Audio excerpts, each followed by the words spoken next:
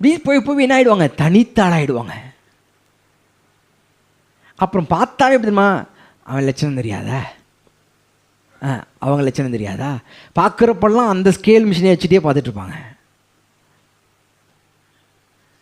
இவங்க ஒரு நாளும் தேவனுக்கு பணியாதவர்கள்.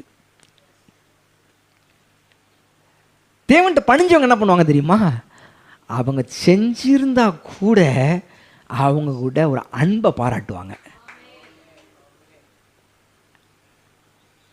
செஞ்சிருந்தாலும் கூட அன்பு பாராட்டுவாங்க.